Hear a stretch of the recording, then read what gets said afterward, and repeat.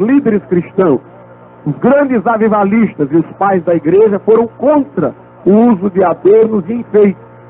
Aliás, uma teóloga americana chamada Vivian Ellis Stoppel, autor do livro Se é de Deus, essa autora, ela por muito tempo defendeu o uso de colares, de brincos, enfim, de enfeites e adornos.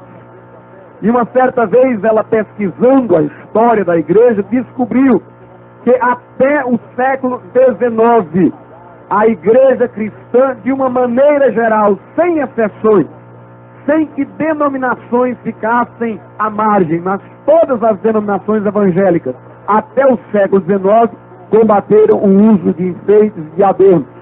Então raciocinou a irmã Stoppel. Ela disse, ora, será que a igreja passou 19 séculos errada? E só agora, no século XX, nesse século de ecumenismo, de desvios na cristandade, é que ela veio descobrir o que era o certo? E a partir dessa indagação, ela resolveu pesquisar com mais afinco a palavra de Deus, inclusive até nos originais gregos. E ela escreveu as suas conclusões no livro Se é de Deus. Neste livro ela mostra que ela chegou à conclusão, a partir de um estudo sério da Escritura, que realmente a igreja nos seus 19 primeiros séculos estava com a verdade e que era pecaminoso o uso de adornos e enfeites. Gunnar Wingre e Daniel Berg, fundadores da Assembleia de Deus, também eram contra o uso de adornos. Aliás, no diário do pioneiro Gunnar Wingre, ele fala de uma certa ocasião em que, pregando, muitos jovens do sexo masculino se converteram, mas nem tantas pessoas do sexo feminino. E ele então atribui aquele reduzido número de conversões do sexo feminino naquele local a exatamente a indisposição das mulheres daquela região de abandonarem os seus adornos e enfeites. Meus irmãos, vamos ver aqui qual o posicionamento dos pais da igreja. Eu gostaria de começar fazendo citação de Cipriano. Se você não sabe quem era Cipriano, ele era discípulo de Tertuliano. Aliás, chamava Tertuliano de seu mestre. Tertuliano, ele nasceu 50 anos depois da morte do apóstolo João. Por aí você vê como ele viveu próximo à era apostólica. E Cipriano, discípulo de Tertuliano, ele exatamente diz o seguinte, no seu livro Tractatus de Disciplina et Habitur Viginum.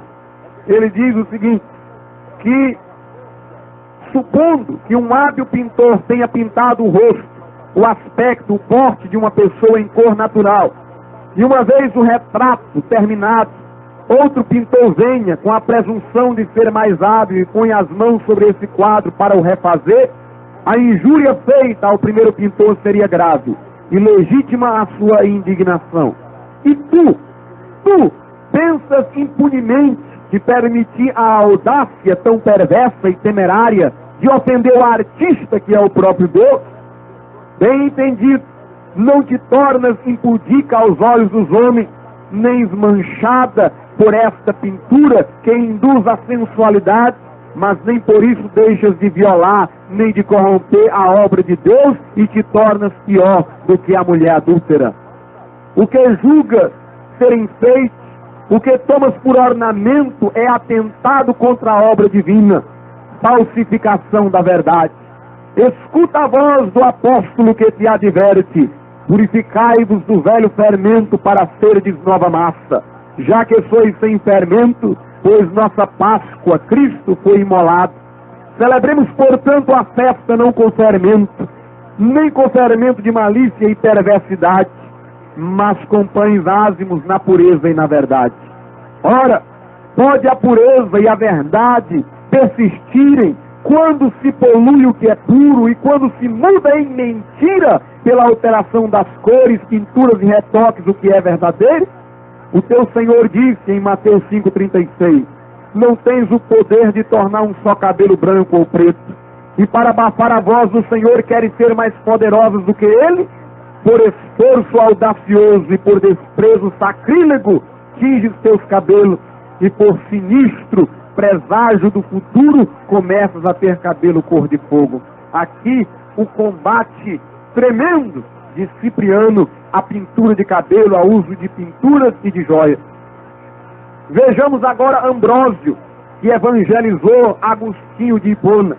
No seu livro A Virgindade, diz ele: nascem daqui os incentivos aos vícios, receosas de desagradar os homens, pintam o rosto e com a alteração da fisionomia tramam o adultério da castidade.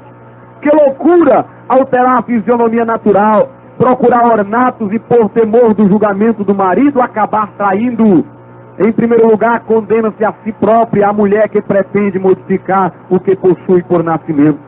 Enquanto procuras formas de agradar ao trem, desagrada-se a si mesma. Ó mulher, que melhor juiz de tua fealdade buscaremos do que a ti mesma, que temes aparecer como és. Se és bela, porque ocultas a beleza. Se és feia, porque mentes, dizendo-te formosa. Se isto não conseguirá atrair o favor de tua consciência, nem corrigir o erro alheio. Teu marido ama outra, tu a outros queres agradar. Como podes irritar-te se ele amar outra, quando aprende de ti o adultério? Torna-te a mestra perversa da ofensa que sofre. E aqui ele diz no final: além disso, a mulher de sentimentos vis não prejudica ao trem, mas a si mesma. No adultério, de certa forma, os crimes são mais toleráveis, porque nele se ofende a pureza, tu, porém, pervertes sua própria natureza. Aqui Ambrósio, portanto, diz que a mulher que usa pintura faz o seu marido amar a outra, porque ela não é aquilo que se apresenta. E assim ela incentiva o adultério. E não somente peca contra a pureza, mas contra a própria natureza. Agostinho diz: mesmo no caso de terdes marido, não usarás pó, ruge ou outras pinturas no rosto. Julgaríeis que eles não deveriam ser enganados com esses artifícios, e que seria indigno de vós enganá-los. É o que ele diz na sua carta a Juliana. Eu ainda poderia citar a carta de Jerônimo a Demétria. Jerônimo, pai da igreja, que diz assim: quando ainda estavas no mundo, amavas as coisas mundanas, embelezavas o rosto com carmim e pintavas os lábios, adornavas e penteavas com todo esmero a cabeleira, levantando sobre tua cabeça com cabelos postiços, torre artisticamente construída.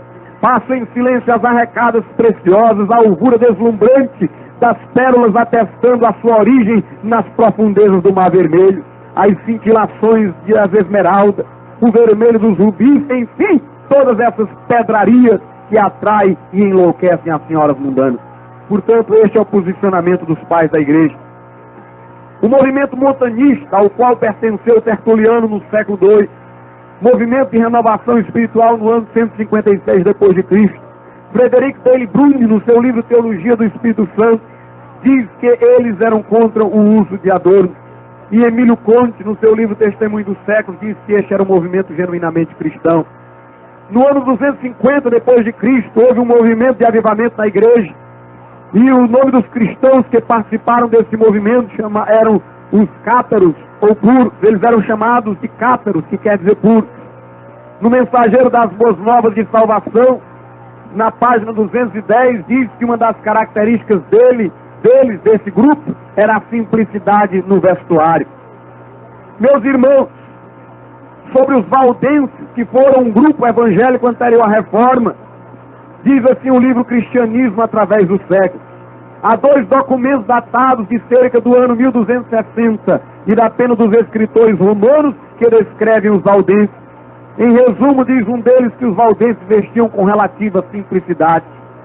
Um inquisitor, matador de crentes na época anterior à Reforma, um assassino de crentes da Igreja Católica, assim falou acerca dos crentes daquele tempo. Os hereges, como eles os chamavam, são conhecidos pelos costumes e pelas palavras, pois são decentes nos costumes e no comportamento, evitam toda aparência de orgulho nas vestes, não usam roupas ricas, não andam em trajes indecentes. E por que não falar em Jerônimo Savonarola, o precursor da Reforma? Leia o livro Heróis da Fé da CPAD e veja como ele promoveu a queima das vaidades, a queima do uso de joia, a queima das joias, das pinturas. Veja lá na Era dos Sonhos Frustrados e veja lá na página 161 e 162 como fala que Jerônimo Savonarola destruiu os artigos de vaidade.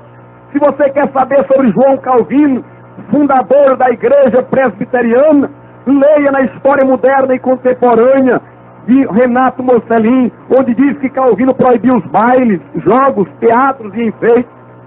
Leia ainda na História Moderna e Contemporânea, que fala que João Calvino impôs ordenações eclesiásticas, proibiu as diversões, festas, os enfeites e críticas ao governo. Se você quiser saber sobre os irmãos Moraes, aqueles que incendiaram o coração de William Carey, o pai das missões modernas, aqueles que foram instrumentos de Deus para que John Wesley, fundador do metodismo, se convertesse. Se você quer saber o posicionamento dos irmãos Moraes, leia o livro Orações que Abriram o Mar Vermelho, de Enéas Toninho, onde diz assim: outro mar vermelho que as orações dos irmãos de Hermes, que eram os irmãos morávios, abriram, foi o mundanismo com todas as suas satélites. O crime desapareceu, também o furto, o jogo, as bebidas alcoólicas abandonadas, a vaidade, principalmente feminina, foi sepultada e os cultos litúrgicos substituídos pela vida do Espírito. Se você quer saber sobre Finney, leia de Finney as preleções sobre avivamento, onde ele diz o seguinte: o reavivamento é necessário quando há um espírito mundano na igreja. Ele se afunda no estado de apostasia quando se vê cristãos conforme o mundo em vestimenta. É o que diz Charles Finney, no século XIX, o maior avivalista de todos os tempos.